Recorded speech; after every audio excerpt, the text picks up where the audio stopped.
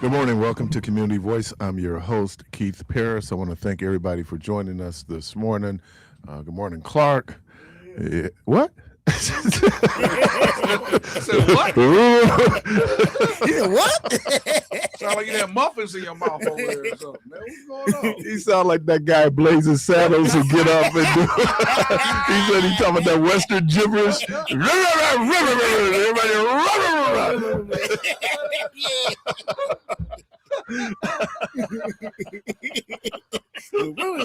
Hey, Keith was like, what?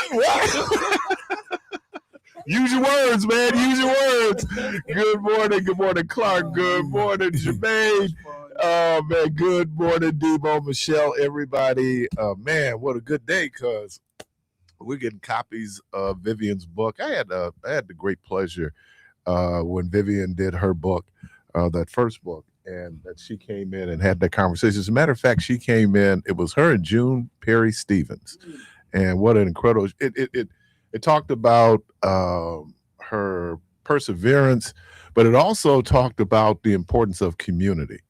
And so I appreciate that. I appreciate them.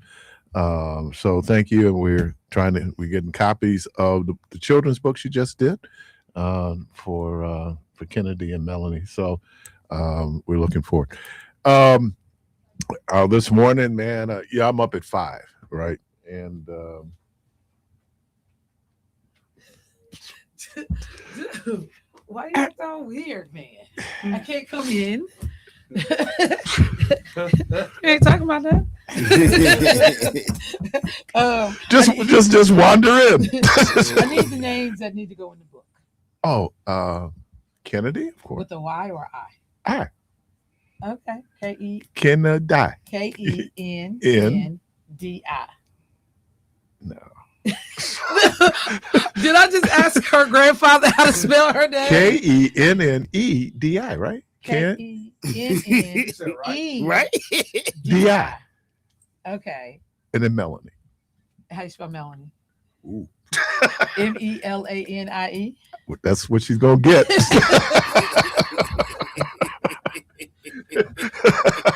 Y'all something else.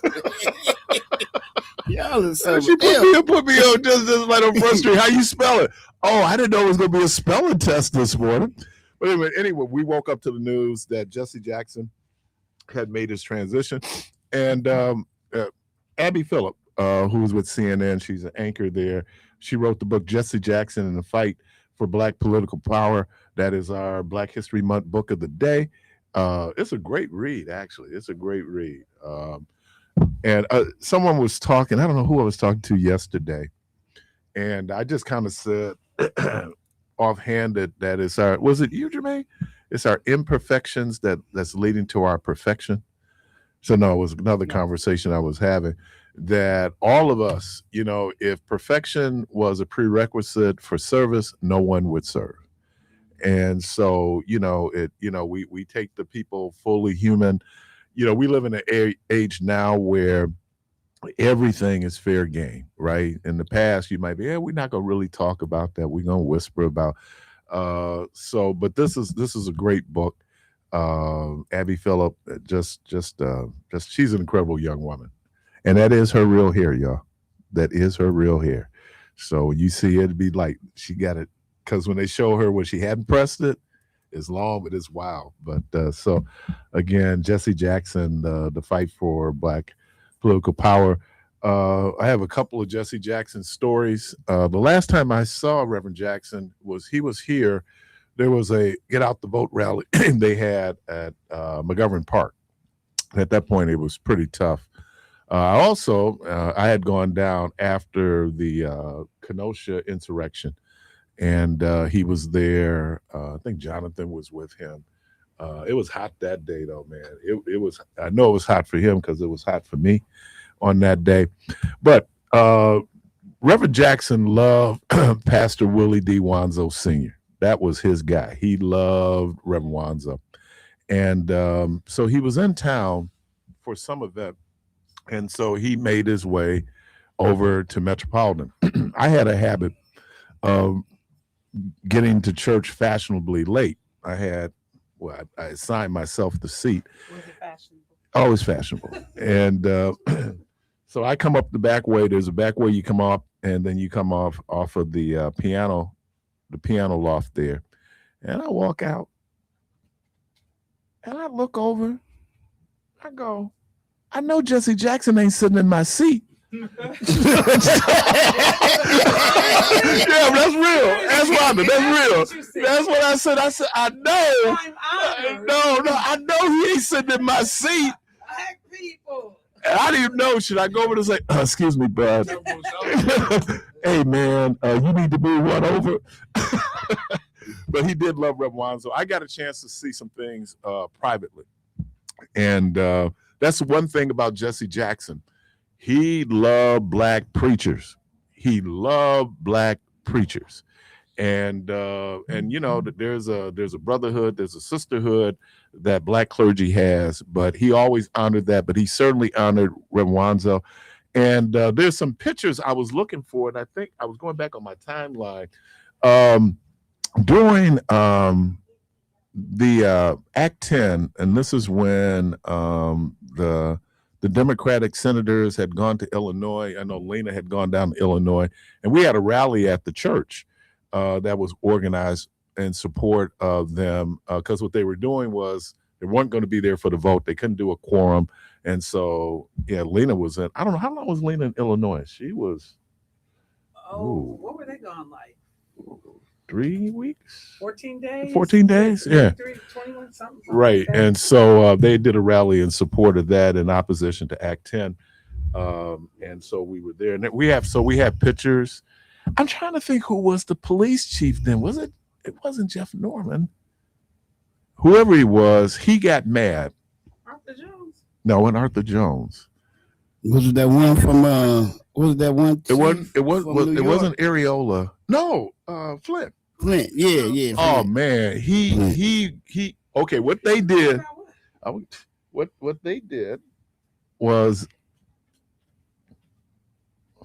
so what they okay, all right. Michelle's gonna sit in right now for me as I get here and deal with a little bit of business. I'll be right back. Oh, I have been waiting to sit in his seat. Oh my God, this is so amazing. Did he say that's what greatness feels like? Thank you for those sound effects. Yes, he is getting books for the babies. So hopefully I can give away a surprise. But he mentioned Reverend Jackson coming to Wisconsin during the whole Act 10 fight. And we have pictures of the Reverend Jackson. And when I tell you his presence like changed it gave you extra energy to fight. But the way when they got to Illinois and they were trying to figure out where to go, who to call, what to do, who to stay with, Lena called Reverend Jackson and they got that whole thing in motion like, hey, we got y'all. We got food. We got some place for y'all to stay. We definitely will help. And on every situation, and like I said, I saw him when he came in town for the Kyle Rittenhouse situation. Sister Herrera was right when she called in and talked about him coming out here in Sherman Park and being present and available, even in his wheelchair. Like Jesse worked until the very end. Reverend Jackson worked until his body just would not allow him to do anymore. And I listened to the interview that Abby Phillips did when she wrote the book, Deferred Dream. And I listened to Tavis Smiley, I believe it was, when he talked about going to visit Reverend Jackson while he was sick and having to lean in while Reverend Jackson whispered. But I'm going to tell you, as I said, I sat next to him in DC at an event, and while he was sitting, it was just regular Jesse Jackson. And it wasn't until the session was over and he was getting ready to stand, and two of his assistants came over to help, lift him up to get him out of the chair. And it was this very quiet, somber moment in the audience when everybody saw that vulnerable side because this man is iconic. But when I say he was holding full court press on that session, during that session, on the issues about everything that we were talking about, it was real. But then you realize the toll that leadership takes on your body, your family, and the sacrifices. And I just remembered looking at him and just thinking about the years and years and years of sacrifice. And how do you say thank you? So I was really, really thrilled when Abby Phillips' books came out. I always want to put an S on the end of her name. But here, so get your chair back. But yeah, I was talking about Act 10. Yes. So they were, and that's what that rally was for. That shirt is hot. I love Actively Black stuff. Have you ordered from them? No. Actively Black got some nice stuff. That shirt is dope. Yeah, I ordered like 3 pieces from them. So now I got some shoes. I got some Jordans that go perfect with that. See? I won't give them to you though. Maybe you can give me that. And I'm telling you, don't get buried in them. Yeah, I was There are people still asking me about those shoes last night. Last night. Like Michelle was a picture of the shoes. I said, I didn't see the shoes, y'all. I just heard about the shoes. I looked at him for about a good 2 minutes. I'm like, And then I felt all bad because, I always get on people about, boy, he looked good in that casket, right? He looked good in that casket. But you know what's so bogus? Why are we window shopping?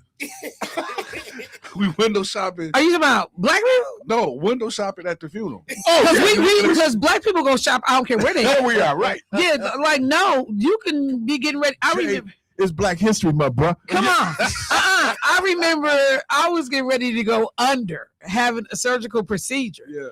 And the lady that was coming to talk to me about my little paperwork or whatever, I was like, damn, that's a bad ring you got on. I'm about to go under. And I'm trying to, who sat next to me? Was it the brother yesterday? It was either yesterday or today. One of the men for the Hackham candidates, he had on a bad ring. And I was like, don't say nothing, Michelle. Don't. But when I tell you his ring, that was one of the prettiest men's rings I have ever seen. I was, there's a picture, I used one of my screensavers of me, and I'm in my collar, and I have on, a little black in front of Dr. King's statue. Well, that was, Al Sharpton had called a minister's march for justice. Yep, remember. Yeah, that was outside. I just had a stroke. It was amazing. I got out there. Look at God. And so I walk up to this brother. I look down, man, those some nice shoes. Then I go, you from Philly? He said, how you know? I'm looking at your shoes. Because Philly, man, like these I'm wearing here. Yeah, that was just nice. Yeah, that was, I said, what are they wearing in Philly? New Balance. You know what? And I'm going to tell you, like, they look good on you. The back of that heel irks my soul. I love that. But it's hot. That. It looks hot on you. You And got that. I think you got to have a heightened stature for all of that, and being slim look good too. Because the women New Balance, they be tight. Well, I'm gonna tell you, when we were in Cali, I went to the New Balance store and I bought a pair of New Balance that's so stupid. When I tell you, like, until I get the perfect outfit, these shoes will never be worn. That's how ignorant they are. And when I took them to the register, everybody was looking over like, where you find them at? I was like, back up, back up. So yeah, those is hot though. But I couldn't wear them. Okay. What size are those? My size. See, and to further make the point of how trifling black people are, we done left Jesse Jackson. Reverend Jackson. But if Reverend Jackson was here, because he was dip dapper himself, Reverend Jackson might be like, yeah, ask him where to get them shoes from. So yeah, I'll just. Well, he always sported some very, very nice boots. Like Reverend Jackson. Yeah. He was from that era. I'm looking at a pair of joppers right now. So for people that don't know, tell people what joppers are. Joppers, actually, the joppers that we wear, if you buy them, are short, but they were all riding boots. Yeah. And so those I know about them because of my dad. Is that right? Yeah. The horsemen back in the day, and there's a company that called Cobblers Union. And Look they at you do- dropping all the Oh information. man, when it comes to shoes, man. Better tell folks they better have their pocket ready There though. was three things. There was three things that my wife and I share. Shoes. Shoes is number one. We both Baptists, Okay, that's important. and we both like the same piece of chicken. Yes, you've made that very clear. You made that. And then for years, I Look, didn't even the key realize- elements to a happy home. Oh man, I mean, but for years, I didn't even, Same we piece of just chicken. did it. And let me bring in a breath. Turmoil, Yeah, you drama. you change it. Wait. Who you seeing? It's like when you start wearing cologne all of a sudden. Nigga, you don't wear cologne? Wait, body wash. What is all of this? body spray. Why you in there taking a bath? And it ain't Exactly. You made it on Tuesday. Yeah, just switch that routine up if you want to. It'll be a problem. But no, that actively black is fly, and I see, and there I love the fabric because it feels a little bit like the fabric by Nike. It look expensive. The dry 724 Dry 24/7. Yeah. Yeah, Dry it fit. feel a little bit like dry fit, Yeah. but we got put in some dry fit though for Juneteenth Day. oh Jesus. We was tight. Was tight, man. And They it was wasn't- yellow. They wasn't real. They wasn't real. I gave mine back. They wasn't real. No, I gave it back. I got it. I got it and threw it right back. I want to be clear. I don't know where the shirts came from. I was like, Off of Third and King. if anybody watch this show, no, I've been wearing Nike all my life. Wait, until I got my own money. And I ain't never had no problem with no Nike fitting right. I was like, this is Mikey. Yeah, that was made in Third and Taliban. In Third- the hood. Third and Third Taliban. and Taliban in the basement. It was very disheartening. I was like, that mobile shopping center.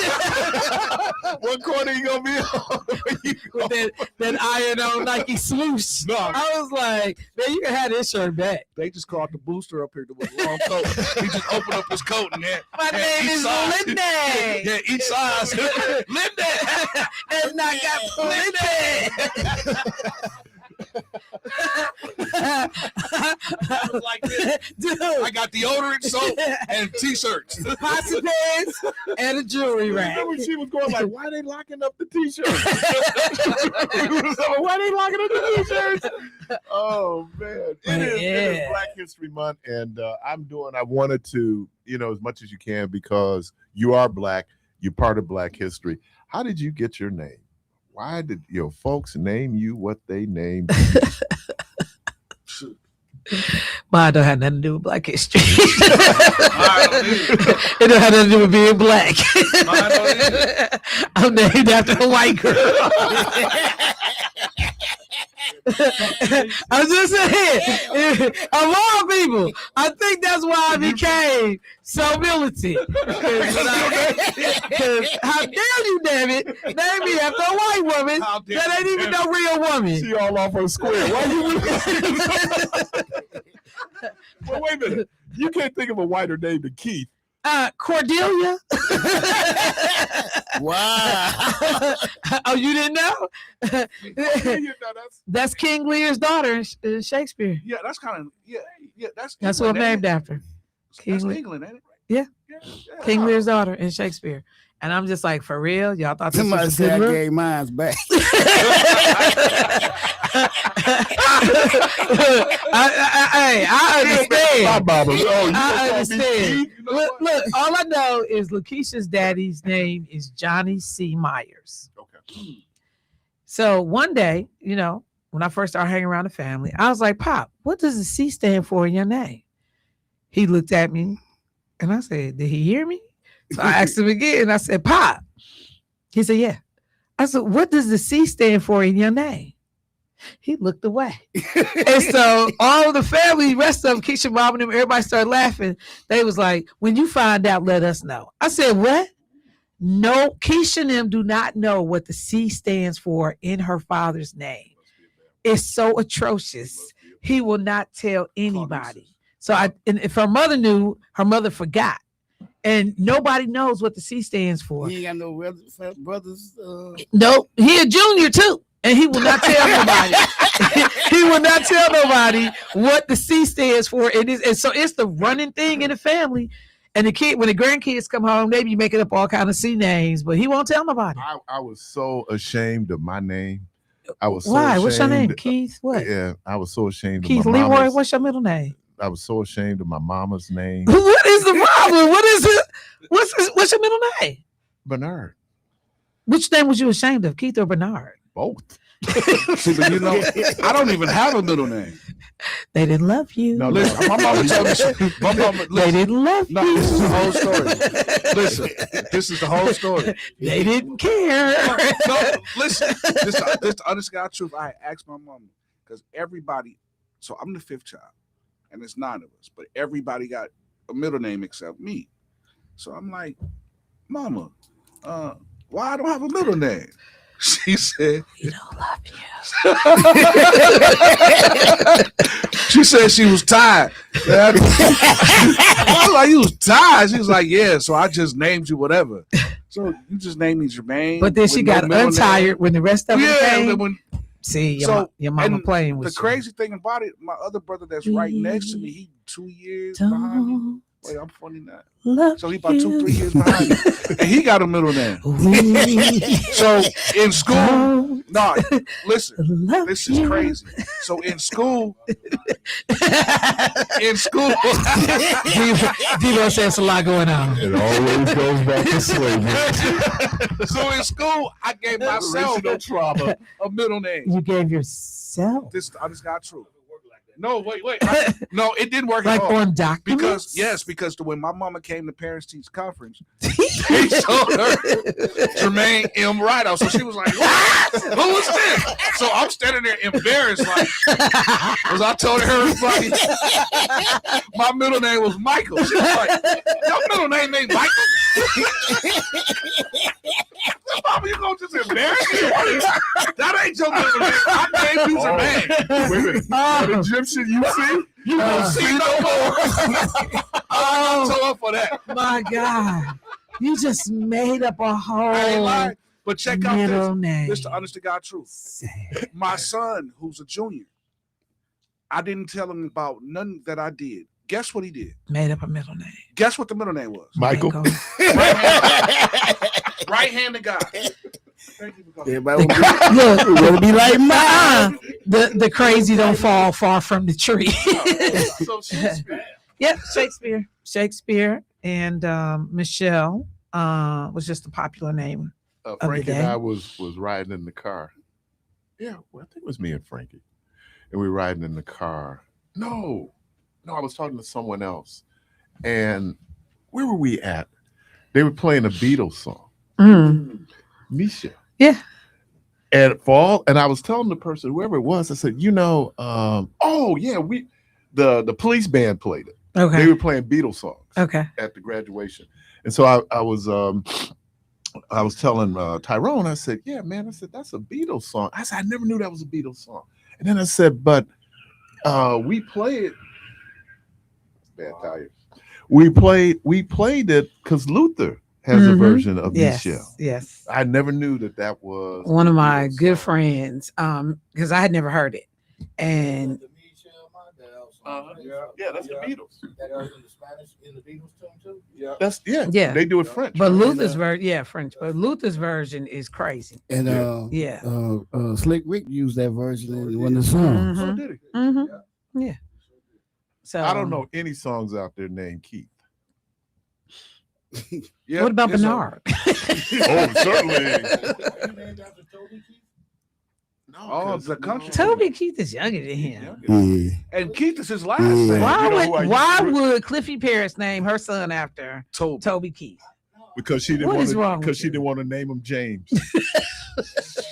Anything but James. Hey Keith. Yeah. Somebody said your hoodies is sold out. The one you got on. It's sold out. Oh yeah, the actively black. Yeah. Yeah. No, like if y'all are not up on the Actively Black website, you got to check out Oh, their stuff. look, my militant wear is my wife. Mm. She purchases all my militant wear. Hey, I'm just saying, bro. They hot. They look good on. They look good. I got some pieces that shirt for my dope. son. They look good on. Dope, Caller, welcome to the program. Good morning, Keith. Good morning, Angela. How are you? Oh, that's right. You were named after Angela Davis. No, that's what she said. So that's what she said. I think she was kidding. Oh.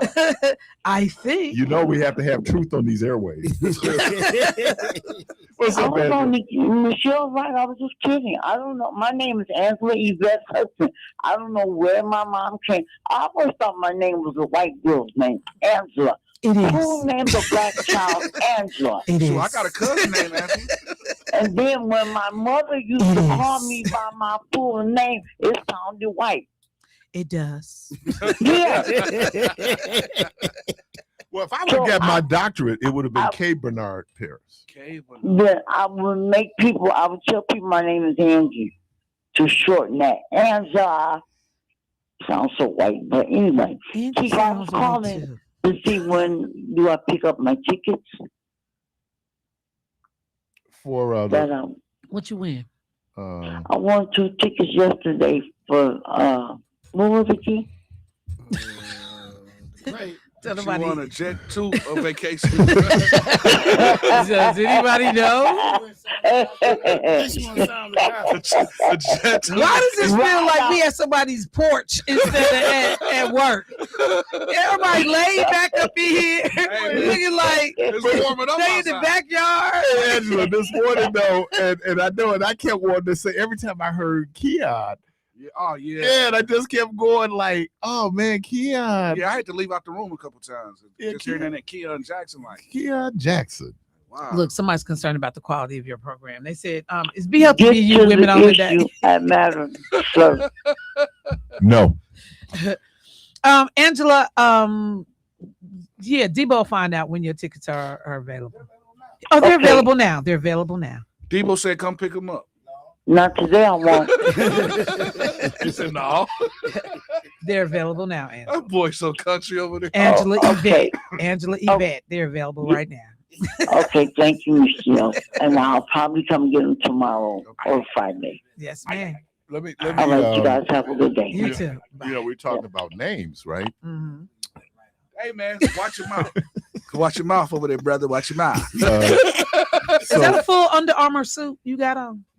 Just a jacket. No, that's I like that color. That's hot. Go ahead. similar to the color of your dress. Yes.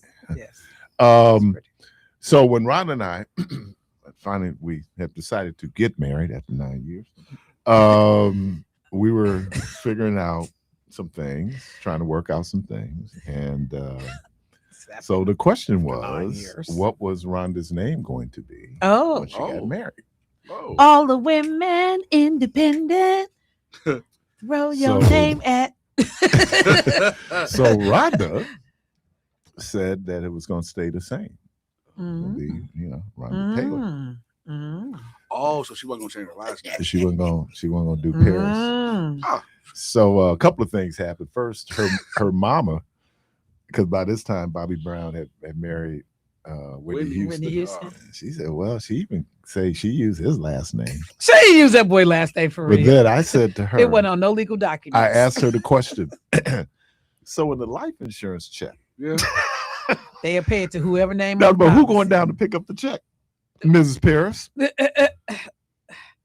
Oh, what that was that'd be your mama. Then. Let me just say. No. There was a whole episode, so I'm doing the whole Blackish series. Yes, but they shared the same last name. I know, which was weird. But he found out that technically she didn't take his last name, Right. and it was an interesting conversation. Yeah. Where they talked about to take. So it or how not would to you take feel? It. So how would you feel now? I didn't as a change my man, last name. What? And this is just me. But as Say what? a man, and that's an honor to take the name. Angela don't sound white. K. Bernard Parris sounds distinguished. Hey, look what DJ the Protege said. I see that's DJ. DJ get on my nerves. He always got to take up for you. Hey, hold on.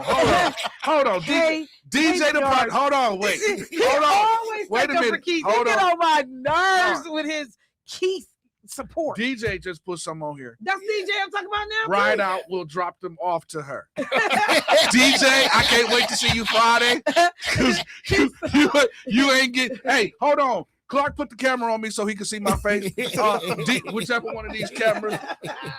DJ, they hit all three of them. Just stay still. Look straight Okay, ahead. Friday, bro. Nope. Hey, man, I'm taking you out to the back, man. No Ride passes, Out brother. will All I drop know is off. she better get those tickets because I don't want no furniture moving up in the Look. studio. It's on the DJ a screen. fool. It's on the screen, So so Ride Out therefore will it drop must them. be true. Hey. Ride Out. We'll drop them off One of these cameras. to her. But DJ get on my nerves. You can't say nothing about Keith. He's on fire with his little, no. Keith Parris. K. Bernard Parris DJ a sounds fool for that. distinguished. He a fool. Doctor K. Bernard Parris? He ain't put a doctor. He just said K. Bernard. No, K. Bernard sound like a dog. You listen to the community voice. That one of the big We're husky dogs. going to have a staff meeting on the break. Some of us may or may not be back. More quality program. More quality program.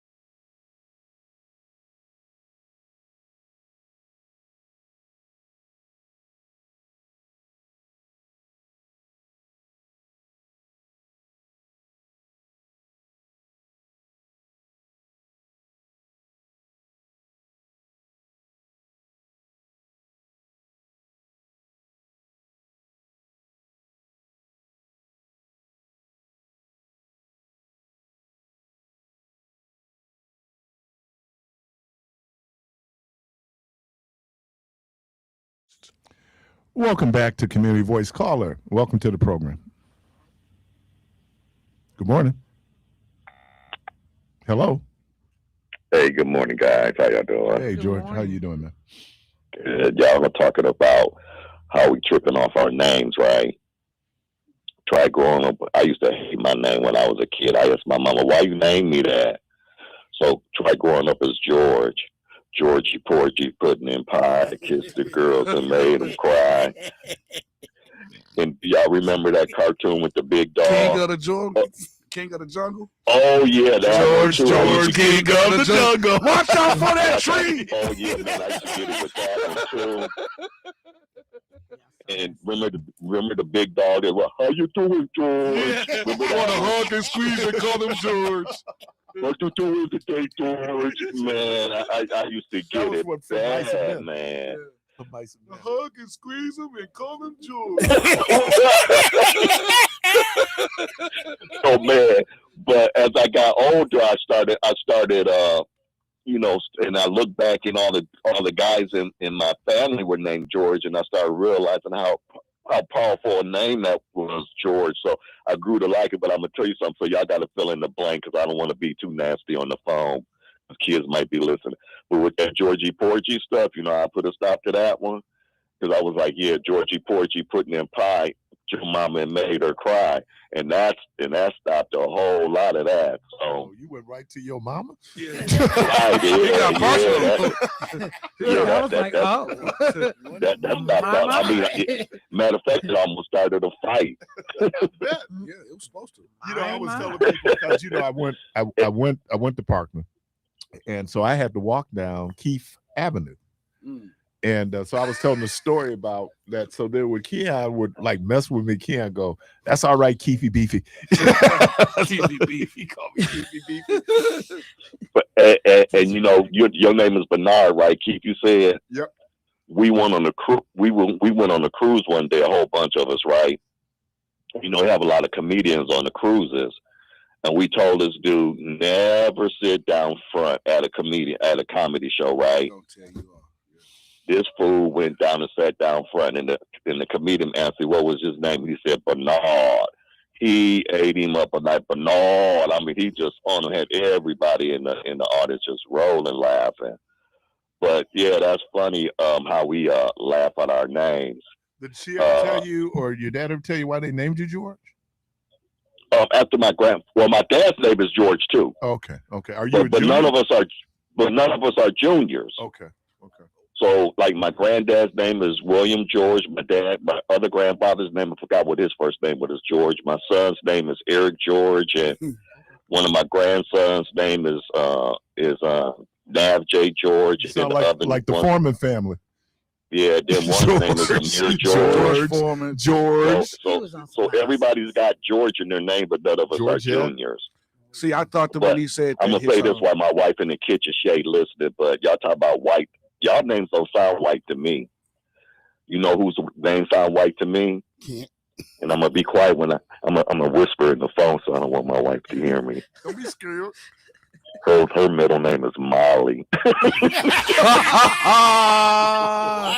Miley Cyrus. Now you can't say Molly ain't a white girl name.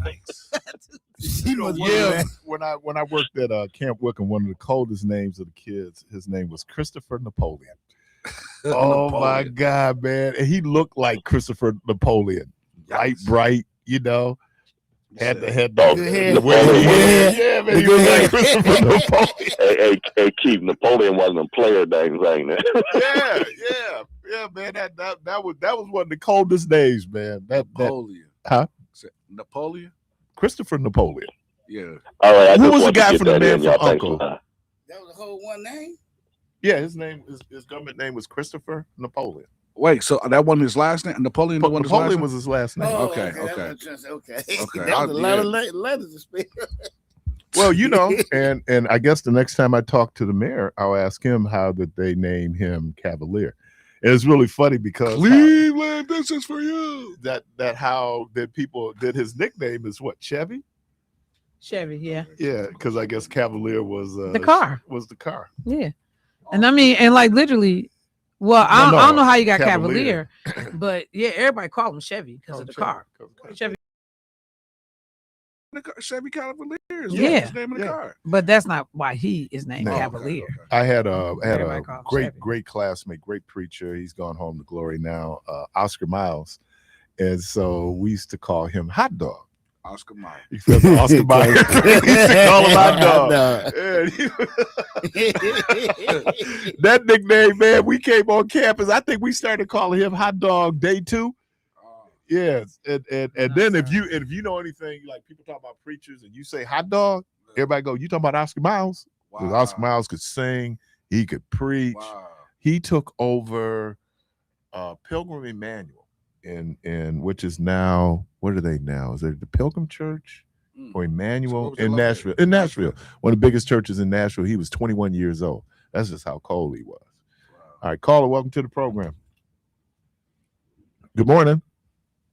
Good morning. How's it going, brother? Good, brother. What's happening? Man, I'm gonna tell you where I got my name from, brother. Okay. Mom said she liked the dude's name. He was in the military, and he was on Price is Right, spinning the wheel. Oh, wow. I'm sorry. Did I do that out loud? I would've And did the same. he was spinning the wheel, but she liked his name, and he was in the service. That's what she remembered. He liked his name. He was in the service, and he was spinning the wheel. And to this day, I still watch damn Price is Right. You was a product of Price is Right. I didn't realize I said that out Hey. loud. Hey, and ain't been on the show, and I ain't won nothing. You got a name. You got a You name. got the name. You got the name. Got the name. Yeah, I do got the name. It's kind of different, but it's a Spanish name. But What I is take it? it and I run with it. What's the name? Huh? What is the name? Martez. Martez? Yeah, with a Z. M-A-R-T-E-Z. That's it's No, I Tuesday got in Martez Spanish in my with an S. Yeah, my son's Yeah. middle name before he changed his name was Montanez, and he has cousins. What? And we got a Martez in our family. We got 2 Martezes in our family. That's how they try to pronounce it, Montanez. No, do you see any N in that name? I got my son is Montanez, but he has cousins. Oh whose no, but I'm names saying are Martez. No, but I'm saying with as Joe say, the clear folks call you Montanez. That's how they say it. Sound like an attitude. You know, we have Wait, and you will have attitude when white folks call your name the total opposite, but you don't say Karen all wrong. Can you say Karen wrong? I'm looking at K-Ron. I'm looking at You can't say Karen wrong. Or only way I can say Karen is you a racist white woman, Karen. let me on the wall here, let's thank Claiborne Benson there, the Wisconsin Black Historical Society, for our Black History montage here in terms of folks. It's a little female light, but go ahead. So I'm looking at Bill Taylor, and I really never had a relationship with my father, but I'd always look at Bill Taylor and go, "You my daddy," because when he looked, and I'd see today, I go. Because after that being the day of laugh, I said, "How's Dad doing?" And she would go, "Like, wait, and Michelle, I got something for you too, Michelle. Too. What's up, Michelle? I'm rocking my cross color hat shirt for you, man. Ah! Somebody else bust their piece out, still had it, and sent me a photo. Cross color. Man, I'm gonna send you a picture. I'm gonna send you a picture today of me rocking my cross color hat. I ain't playing. That was a very interesting time for fashion. Hey. That was good fashion. Hey, the colors was popping. Hey, you like cross colors? Yeah, I love cross yeah. colors. Come on now. It was about the baggy fit, man. The baggy fit. That's what it was about. Yeah. All right. I like the colors. Yeah. One more thing too. Y'all don't like the Tyler Perry Joe? Oh my God. What Tyler Perry? I hate it. I have never saw a Tyler Perry production, movie, play that I walked away, and it wasn't because it didn't have some sound messaging, but the gratuitous. It was too much. It was too much. It was. I mean, I felt like what's the man name who did Django? Quentin Tarantino. So Tyler Perry uses the N-word the way Quentin Tarantino uses MF. Oh, and Samuel L. Jackson. oh, he uses. And the P word too. Yes. And the P word. That movie, I was so Was that Joe Go to irritated. College? Yes, it is god awful.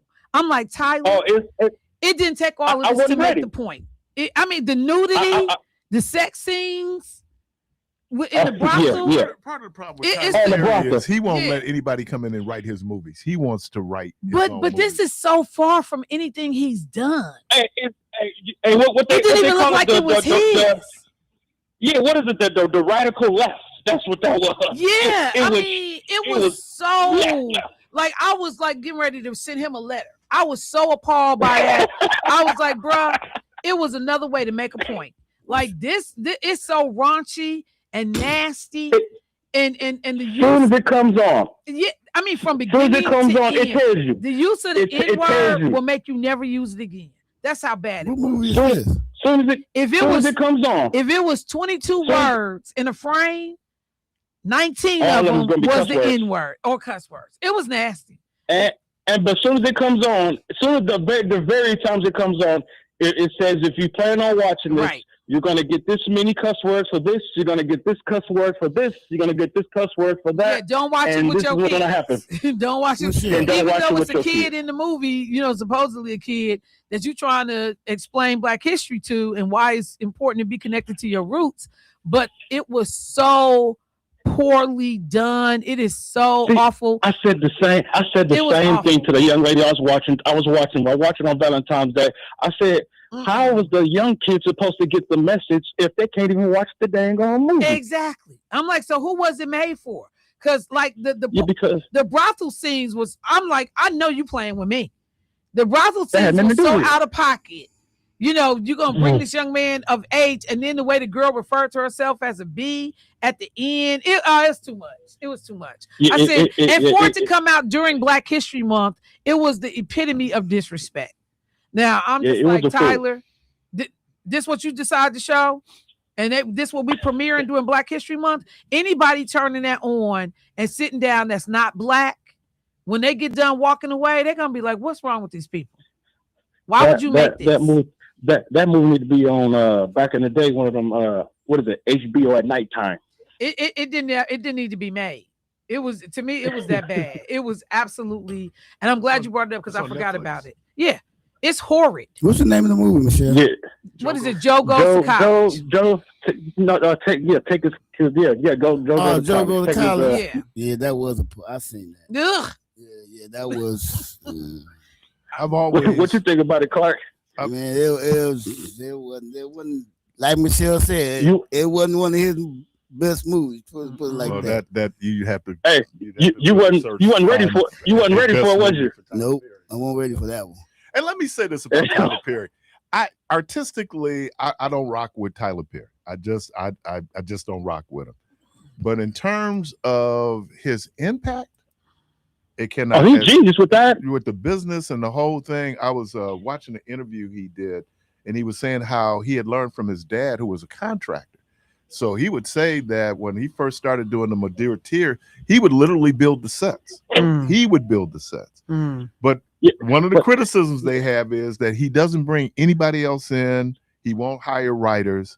He and I don't know how much of that is his ego thinking, but it's like, dude, after a while, it just wears thin. But I could tell you there were some scenes in some of the movies that I thought was, just hilarious, even though the one he probably would have went to jail for when he went on the bus because the kid had been bullying and he started slapping that kid around. I'm going like, yeah, that ain't real. Well, No. we'll put it this way: if you ain't ready for that, then you ain't ready for what Well, you're gonna watch. and I kept, it comes up, do I watch it? And then I go like, nah, but thank you all. You just saved me some time, and I don't have to watch it. Appreciate you, bro. Yeah. You're listening to Community Voice. We're going to take a quick break. We'll be right back.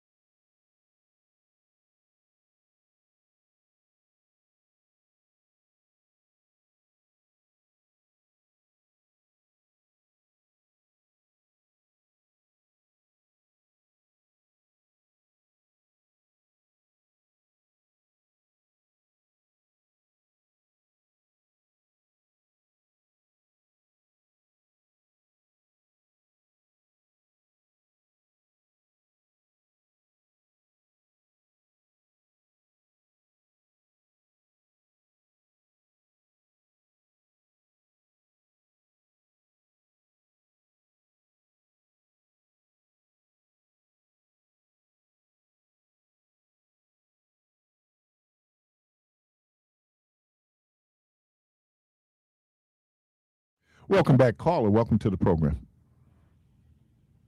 Good morning. Hello. Keith. Yay. So I want to ask you a question because you said you don't really. Now, with this new Tyler Perry movie, you know who it reminds me of? No. Al. Oh, okay. It's way over the top. Oh. Way over the top.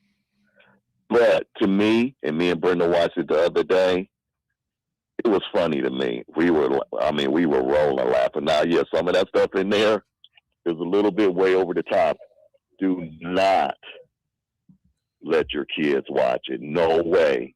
Yeah, I think they got to be like almost 17, 18, 19 or older to watch something like that because it is way over the top. And yeah, the profanity that they use in there and the whole point, because I think Michelle said about the N-word, maybe the whole point is what I've been trying to tell y'all for years. Stop using it, but y'all be pushing back on me about it. If that's what it's going to take for us to stop you, Tyler Perry, making a movie about and using the N-word like that, that's what's going to stop making us use it, I'm down with it then, because y'all, how many years since you've been on the radio that I've been saying stop using it, and you always push back on it. I think right after I got in there pushing back on me, y'all all push back on it with me. Y'all, oh, you can use it in a friendly term and all that stuff. That's what y'all be saying to me. So maybe that's what it takes. But I guess my other thing, because you said you don't like Tyler Perry movies.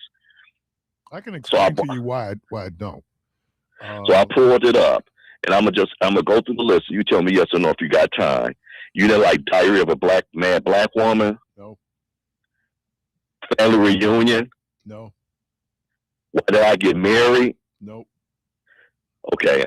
The Family That Prays? Nope. Okay, I'm gonna stop. I love those movies. But George, let me, and this is y'all excuse my condescension. I fashioned no good deed. No, I could do bad all by myself. No, that ain't Keith. Again, let me explain for Keith. My wife giving you to cut your throat. Okay. I fashion myself as somewhat of a cinephile, and what that means. What does that mean? You use big words I don't understand sometimes. What does that mean? I'm going to explain it to you. I love movies. I see how movies are put together, the whole piece. And so I go from and again, I said, excuse my condescension.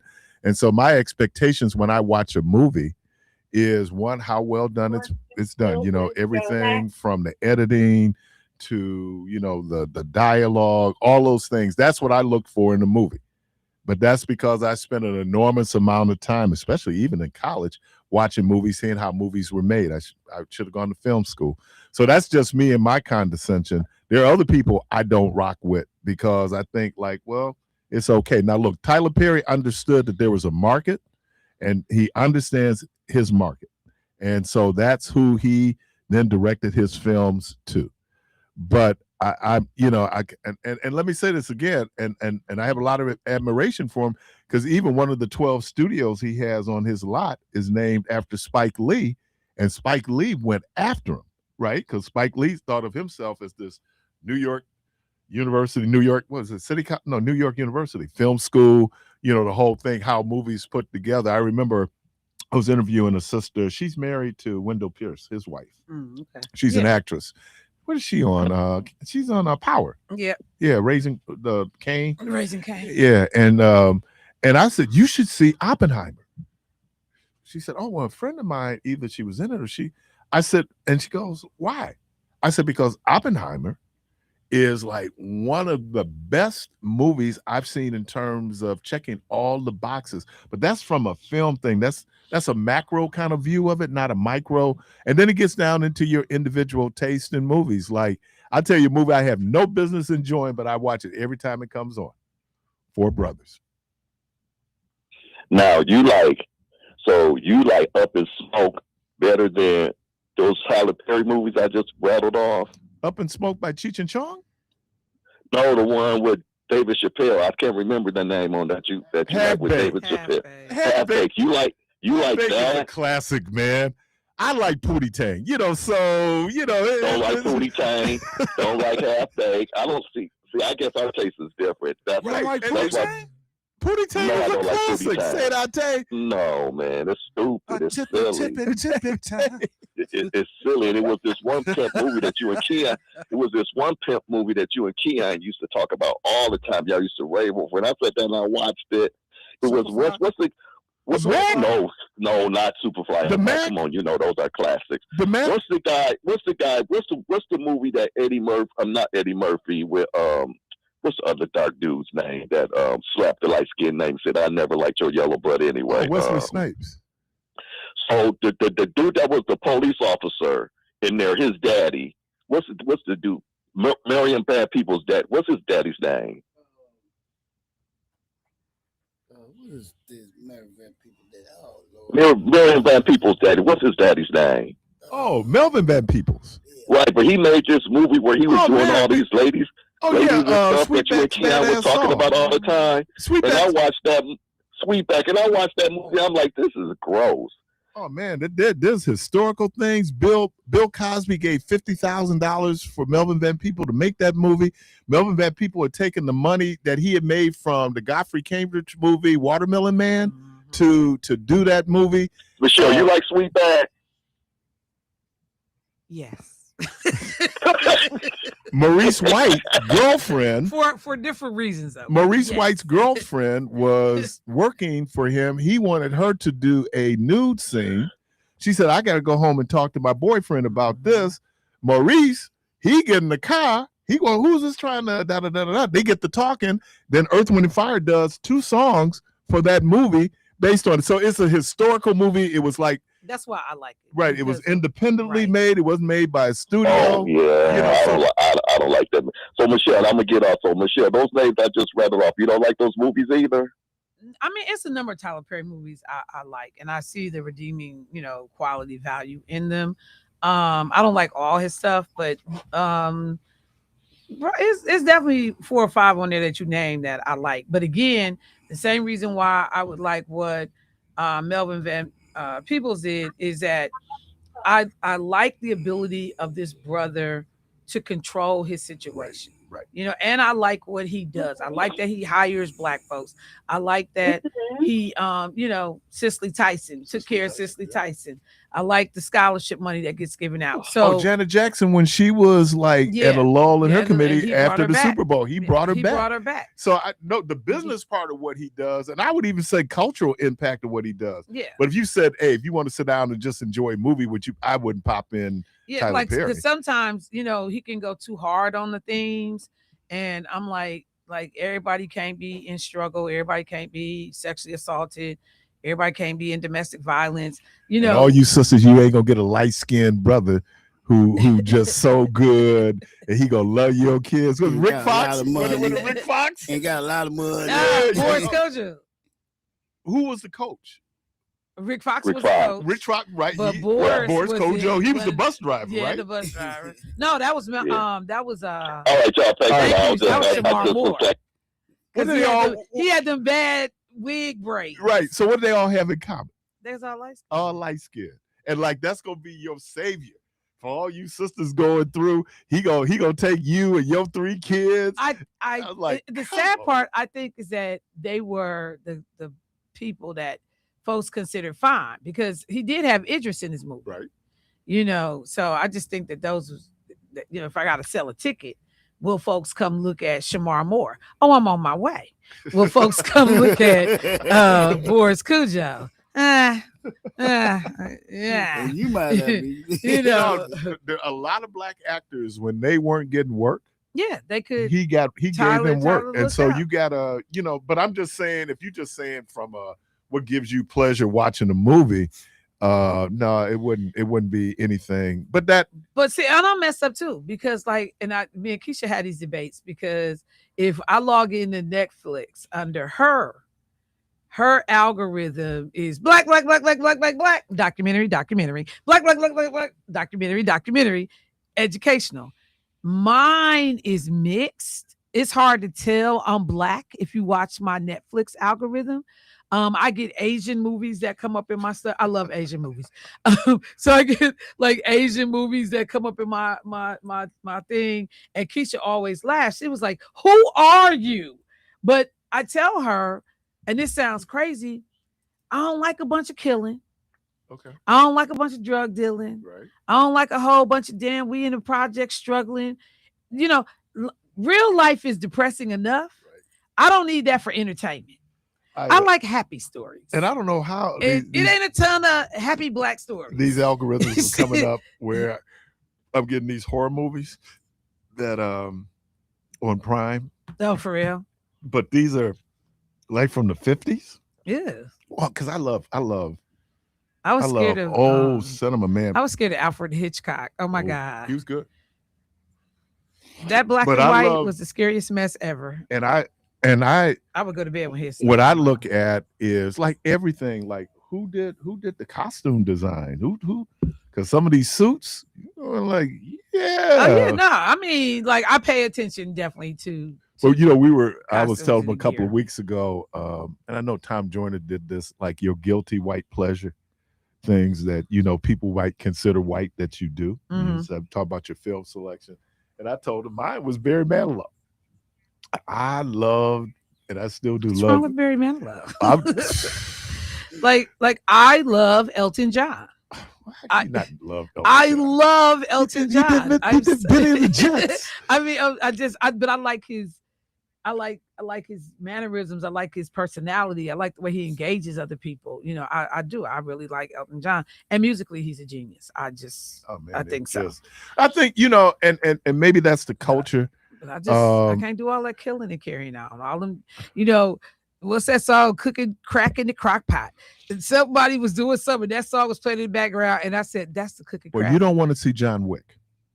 I've seen John Wick. That body count. I've seen. It's ridiculous. Now, what was it in the first? What was it? And I just don't like seeing a bunch of black people get killed. Let me be clear. Now, I will watch other people get killed. And I don't want to see black people. It will be one of our books this month. The black guy always dies first. Yeah. And you know who died most in movies, horror movies? Who? I thought it was Samuel L. Jackson. It was not.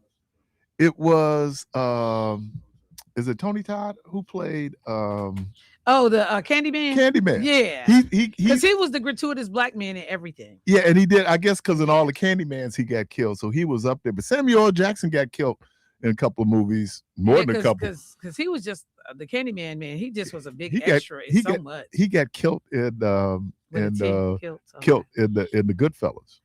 I mean, he was like in everything. I was tripping out. Jurassic Park, he got killed. Because I've been on a Columbo.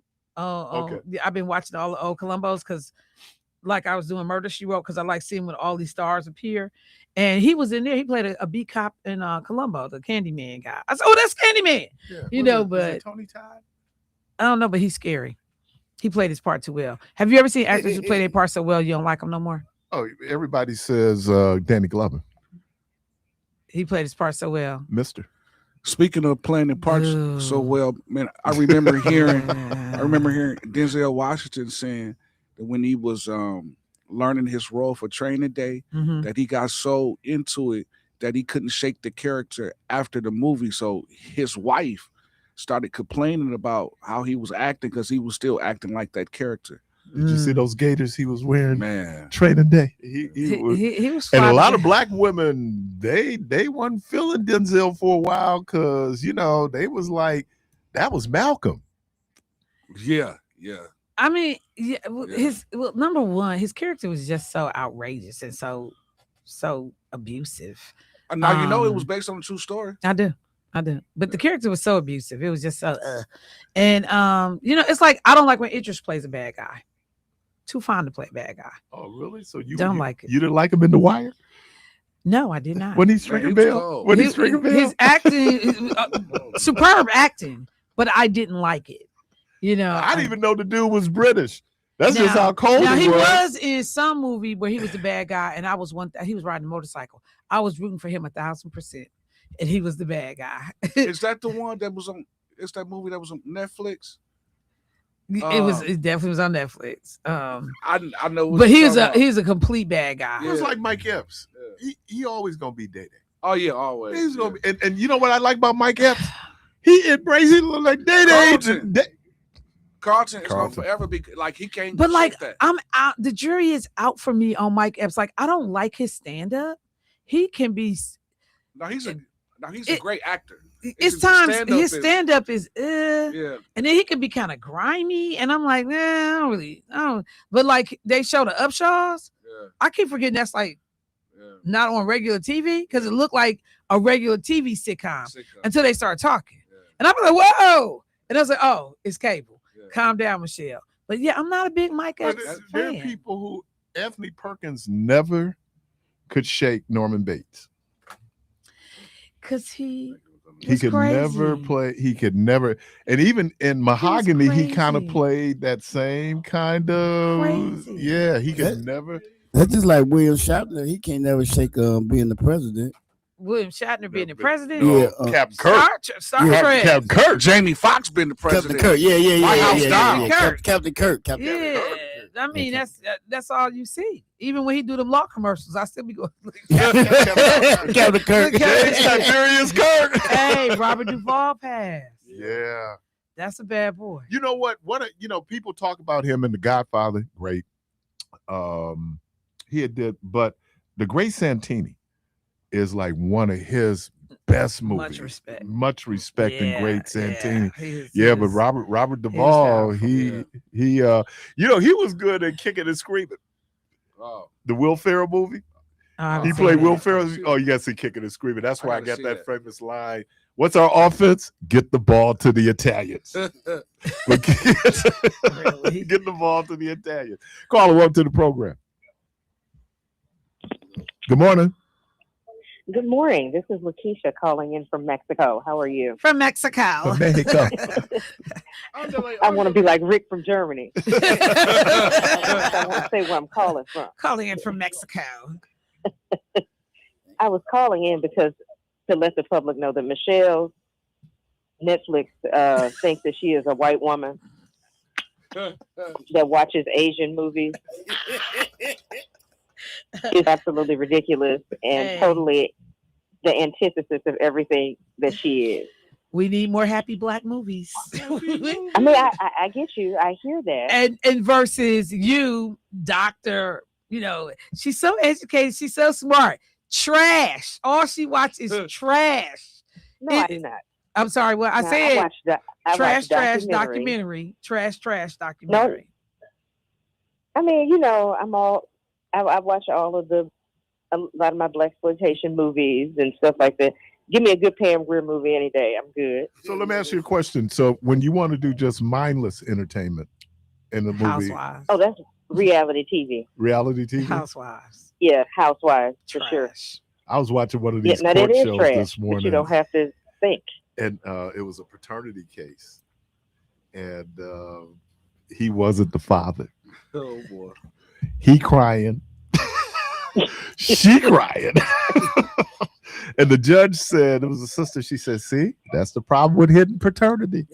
Because when it comes out, who would be mindless? Well, Pootie Tang is like one of the most mindless movies ever. It is. Pootie Tang, CB4. And it had some very CB4. But you know what? I give CB4 credit because CB4 and Chris Rock predicted the future. Yeah, sure did. Where you had people who were pretending to be rappers. Yeah. Mm-hmm. Look at Rick Ross. He was a correctional officer that became a rapper. Yeah. Well, the other thing was NWA let them use the music. Yeah, sure did. That's NWA. Yeah. It's all NWA. Yeah. So, what movie still scares me to this day? That's a black movie.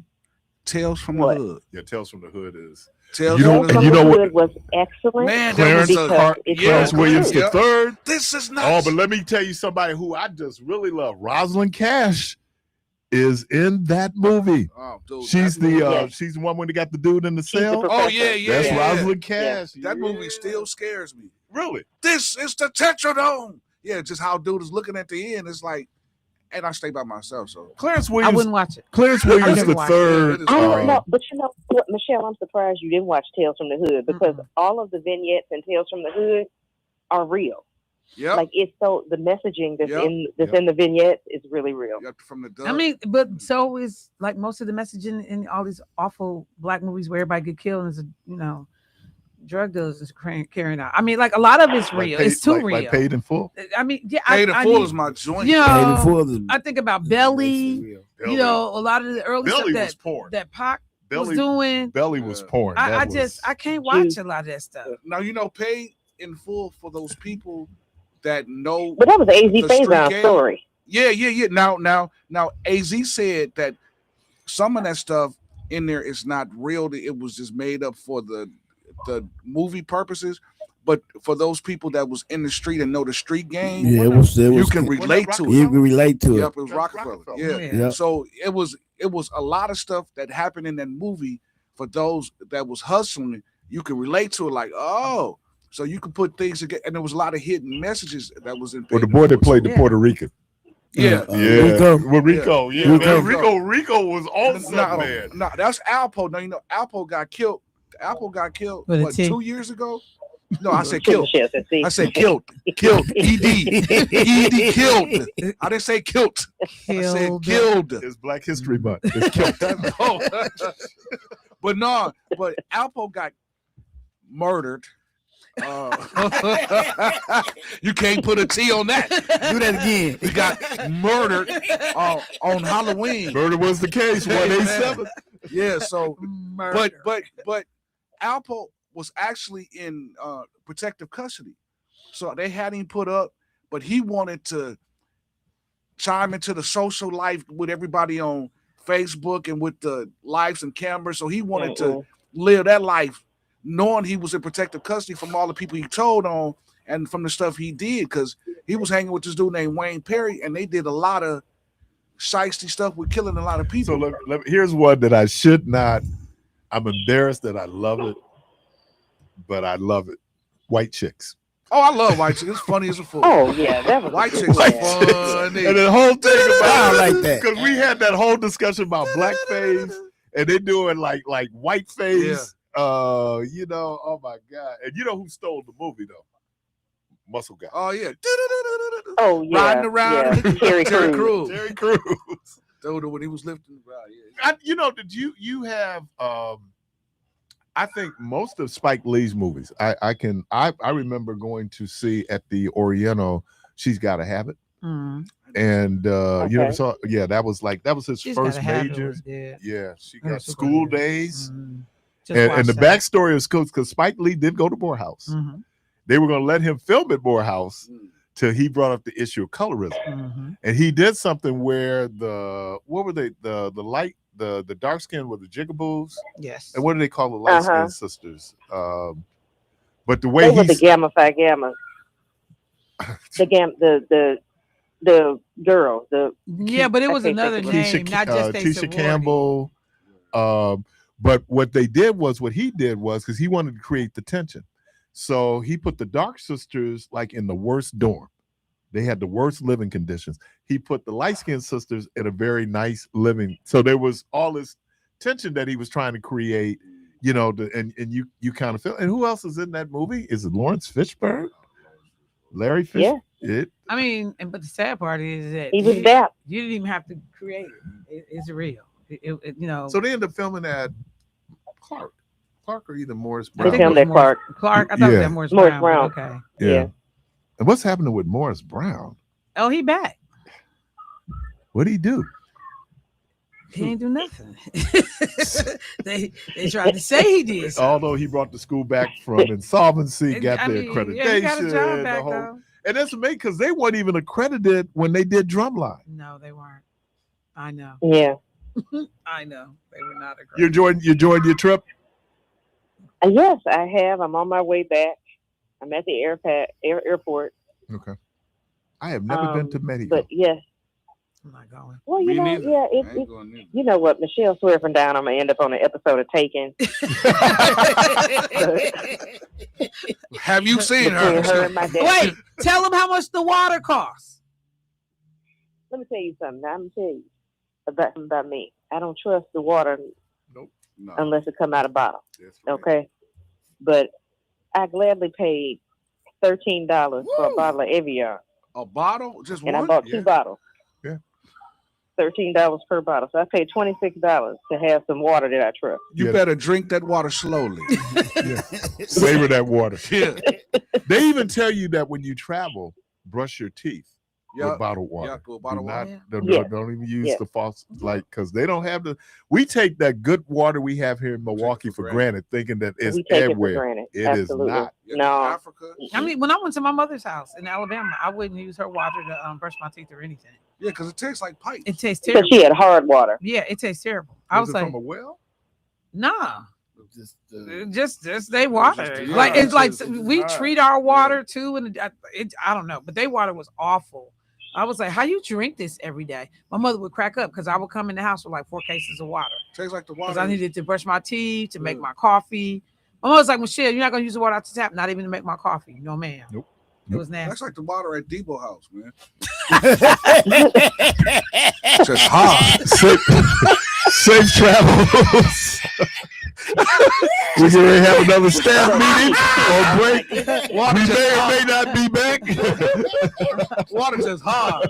I did want to tell people that in light of Jesse Jackson passing, I would encourage people to watch the documentary. It's on Amazon Prime. It is the footage from the 1972 Black Political Convention. Yes, that's And outstanding. it is one of my favorite speeches that Jesse Jackson ever gave was his Nation Time speech. Yep. Yeah. If that does not inspire you to do anything, I don't know what will, because that was the precipice to do a whole lot. And you can see his evolution over time from that 72 speech to him running for office in 84 and 88, and understanding his political naivete to a certain extent too, because he made a statement in 72 that said, I'm 21, I have the ability to vote, I don't trust Democrats, I don't trust Republicans, I want my own party. And then to see the transition of him having to understand that by numbers, you have to have a coalition.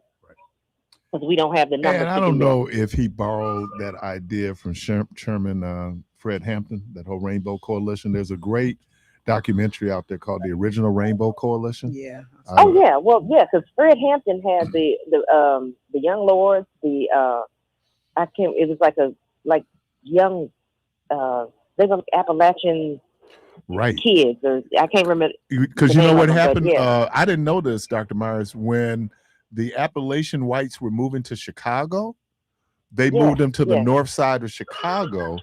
They were living like black folks on the west side of Chicago. Because everybody think white folks the same. That ain't true. Those ethnic differences are real. Not so much now, but certainly back during that time, they were really real. Yep. All right, and they were living in tenements and everything else. Yep. All right. And my guilty white movie, I'll tell you before I go, is Gone with the Wind. Sister. Turner has a sister. She is a professor in film. Mm-hmm. And Turner now will always do the disclaimer when they run Gone with the Wind that it's going to be offensive. Yep. I'm offended from the very beginning of that movie. Never. We'll never watch it. Oh my God. It's hideous. Let me tell you something. That was a good hideous. movie. The only way I could think of Gone with the Wind and even have a shred of feeling okay about just one little aspect is when Carol Burnett did the scene with the curtains. That's the only way. That's anything else about Gone with the Wind. So then when I watch Gone with the Wind, I'm going, she did use curtains. That's right. To make that green dress. It was so funny. When Carol Burnett did it, I had a little bit of reprieve, but never in my life would I sit down and watch Gone with the Wind. Not for cinematic value, not for history, not for. Hattie McDaniel was excellent. So was Butterfly McQueen. And I'm gonna miss them all. You have to laugh. You have to laugh at the fact that the fact that Mammy says in the movie, "Them no count white trash," and I bust out laughing every time she said it. But you know what? That is real, because black folks in the South were condescending to po white trash. That was on them. They call them cracker po white trash in a minute. Because here's the thing, y'all, and this is where a lot of these white folks who lived in the South didn't understand. Yeah, they could tell you, at least you're not a nigga, but you po is one. Hunger is non-racial, right? You listen to Community Voice. See you when you get back this way. We're going to take a quick break. We'll be right back.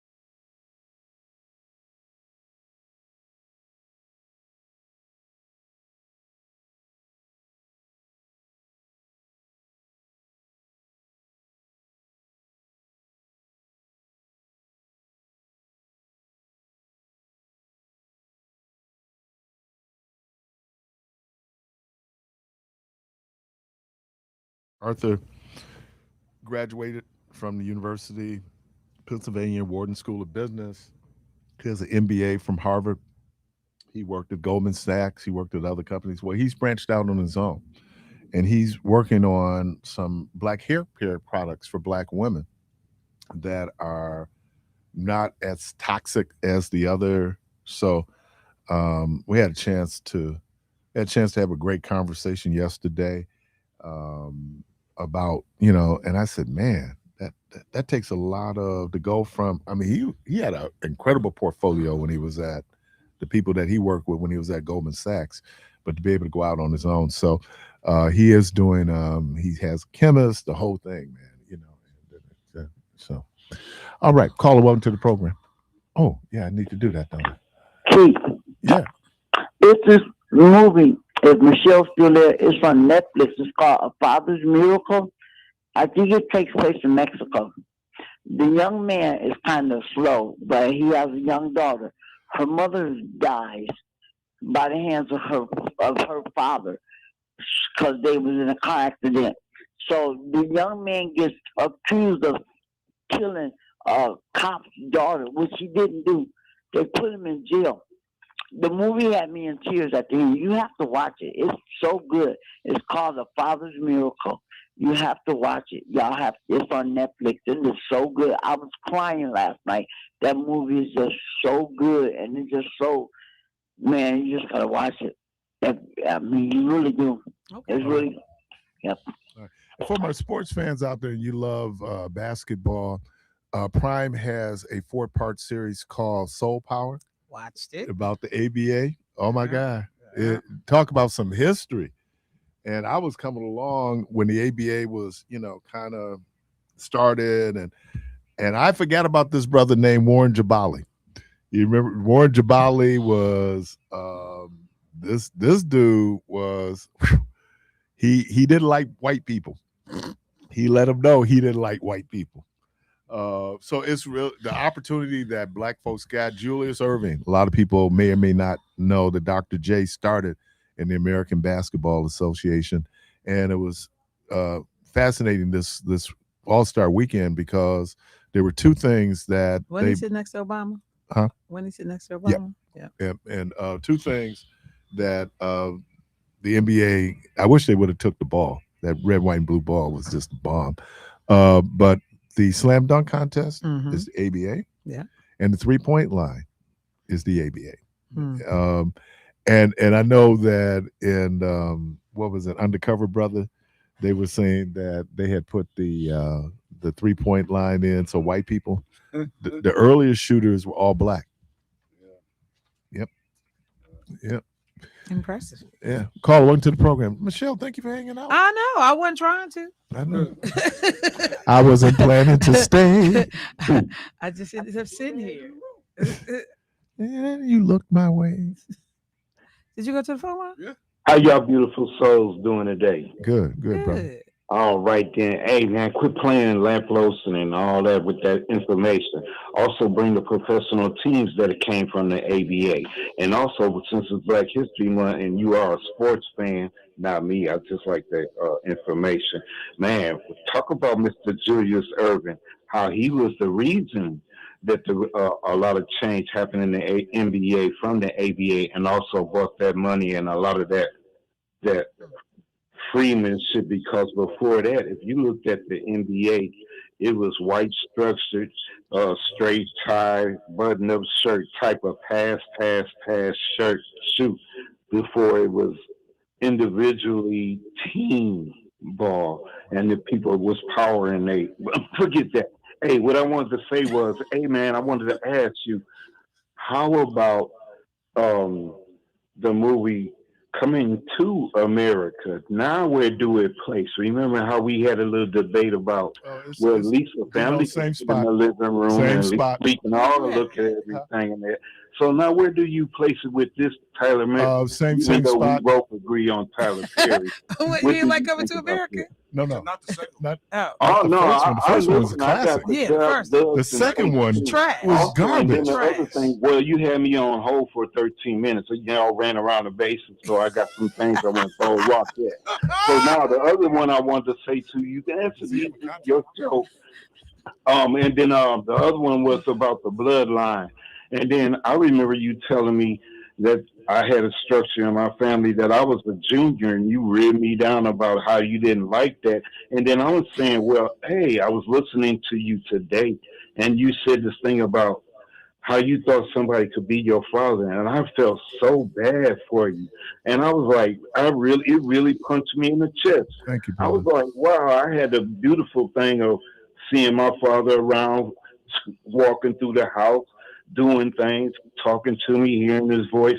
I never wondered where I came from. And then I look at it like there's a majority, a lot of men that's like that. And I look at my dogs that I raised, and I say, like my pit bulls, y'all don't stay with the bloodline because I sold my dogs because they came from the male, not because they came from the woman. And then now that I look at it, the structure and how people look and how it's being done, it's like, wow, you didn't even know your name. I look at your grandmother, and that's all you going by the female names. And I was like, I go from I'm named after my grandfather. My father named after his. I'm named after my father. My son named after my grandfather. I mean, after my father. His son is the fourth. He named after me. But no, I'll tell him you named after my daddy. Right. So wow. Appreciate you, man. I really feel bad for you, man. I'm sorry. Now I see why you think some way. Yeah, that's what it is. That's what messed me up. All right. I appreciate you. No, that's kind of like in Blackish, where the oldest daughter to swear that Rick Fox is her dad. As a matter of fact, they do a whole thing. They did an episode. Where the episode where Rick Fox is her daddy. You know, it's just like I do not look like these people. But it was always interesting to see Diane. Because when you try to look at the family dynamics and the color line, and you like, so now where did Diane come from? Remember they did a whole they did a piece on that yeah. in terms of yeah. But Diane was she the devil. The way she scared Deion Cole used to be so funny. Oh my God. But what's his son's name? Eustace? Yes, Eustace. You know, I just want to say something real quick though, because that caller and what he said, and just in a real general term, since it's Black History Month, you know, the number of African American people who don't necessarily have that straight line, that lineage, in terms of this is my dad's people, my mom's people. We know historically what happened to a lot of people. We know that a lot of people were pushed out intentionally for folks to be able to even have housing or, you know, to be able to get food to take care of their family. So, you know, I would tell people like, yeah, everybody to have both parents around is cool. Particularly if both parents are good people and decent people. Because there's some daddies that's around like they don't need to be there. If some mamas around, don't need to be there. You know, so that's number one. It's just not this inherent thing that because two parents are in the household, it's a good situation. I had a stepfather in the household. It was not a good situation. But the other thing is, you know, I don't feel sorry for anybody that was raised differently from me. Because what some people may view as a weakness, for other people, it's a strength, it's a superpower. Because I don't know who the other folks are that have come in to help fill a void. So I just think, particularly because of our unique history in this country and how our ancestors were treated, how our families were treated, the fact that people didn't consider us, broke us up, moved us around. You know, I think about, like, I don't have a single picture of any male in my mother's family on my grandfather's side at all. We only had one picture of my grandfather, and it was from his driver's license. So I can't tell you anything about him. I got his name. I know who his dad was, and after that, it stops. So I just caution people from being a little cocky, a little arrogant, a little I'm better, or I feel sorry for you because you don't know what your situation is. Unfortunately, that's the plight of way too many of our people. And that just kind of rubbed me the wrong way. And by the way, I know who my daddy is. I know who my daddy was because every third day of the month, there was a check that came in because of my daddy, which was one of those real kind of ironic things about life. And here's the thing, y'all. Adult relationships are complicated. Yeah. You know, like that we had this whole idealistic thing, like, no, there's two human beings and they can make choices. And then a lot of times the byproduct of those choices are children. Right. Right. So no, I mean, don't trip on me. I asked my mom this question. I said, hey, Mom, if you and my dad had stayed together, what do you think? And my mother said something to me as in her own inimitable style. You know, my mother said, well, you wouldn't have turned out to be the person that you are today. No. And I think about my own son. So I didn't know if that was a compliment. You know, no, I mean, but you just got to pay attention. I think about my own son. Like in high school, his daddy was all that. Later, after he was shot, when somebody tried to steal a dog, he had went to go get a pack of cigarettes, and three young teenagers jumped out on him because he had just bought my son a dog for Christmas, and that was Christmas Eve. And so he took the dog and walked to go to the store. Somebody jumped out on his dad and shot him in the back of the head. Luckily, my son's dad is tall, so the bullet, the guy that shot him, the bullet is still in the base of his neck. It's lodged, and they was like, if we move it, he'll die. So my son's dad was never able financially to be there. I had to do everything, or me and my husband, whoever I was married to at the time, we had to be the caregivers. So relationships are different. People, situations. I just caution people, and I'll put my son up against anybody's son any day of the week and his experiences and what he's now doing. I just tell people, be careful what you do. I have worked with kids in foster care and in child welfare, and it's people come out of hell and back. They end up being some of the coldest people ever, though. And it's people that live in a. I used to go to wealthy white folks' houses out in Brookfield doing casework. When I pulled up at this one house, this house was incredible. I'm talking about 8,000 square feet. It was foolish. God was some big whatever at the company. Mama was a stay-at-home mama. The kid in that house had attempted suicide because his daddy, and this was his biological daddy, was coming after him. And he was a what is it called? A functioning alcoholic. But from the outside, this is the most beautiful, amazing house you've ever seen. And you envy is pulling into the circular driveway. So I just tell people, man, slow your roll on thinking I know. Me and my brother had a conversation. Because you don't know. And my brother was, because he's the middle, and it was, my brother and I had not had that intimate of conversations. Matter of fact, we ended up talking like 3 hours. I ended up driving to Illinois. I'm in the car. We just talking. And he was saying, well, Francine's dad took care of her. And she did, like, from day one, right? And he said, you getting Social Security? I said, let me tell you something. The first 11 years, mama didn't get a dime. Okay? It kind of, and that's why I say the irony was that, because the Bible says that a good man leaves an inheritance for his children's children, that, unbeknownst to me, my father dies tragically, killed by a white man in Kentucky. Never really got a chance to know him. I can remember a couple of times I saw him. But then look at he made. That's why I tell these brothers, like, when I work with them in child support, like, dude, you creating a legacy for your kids.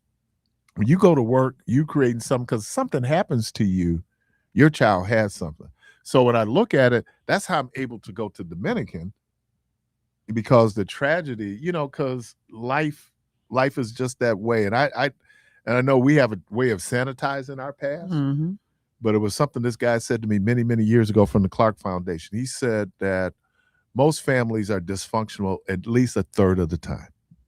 Even what we like to think on the outside looks like these are ideal situations, but when you're in the crib, I mean, I've gone by some people's houses.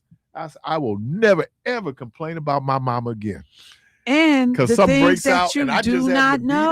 be there. Yeah, and I was like, ooh, I don't need to see this. Man, my aunt and uncle lived together. I mean, it was as happy as it could be. If I gotta go kick it, like, Ma, if something happened to you, I'm going to say what Aunt Carol and Uncle Henry. End of story. I'm out. I'm going there. The stuff you found out later when you got grown, it was like, Yeah.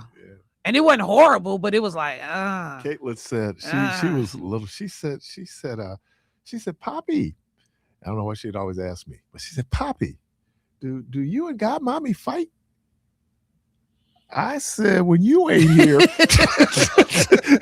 we moving furniture, but we try not to clown in front of you. Now, every now and then it might break out, but because kids take that in, you can normalize pathological behavior. Right. So we were always very conscious. Now, every now and then something might break, and they wait for the moment, right? When we get ready to go at each other. I mean, one time I was going through the house and I was going someplace, and Rhonda asked me, she said, where you going? Then we asked me where I'm going in my blankety blank. This is my blankety blank house. And Caitlin popped up. Oh, here we go. I've been waiting on this. Yeah, so and then I love to think about kids. Oh, I'm sorry. Oh.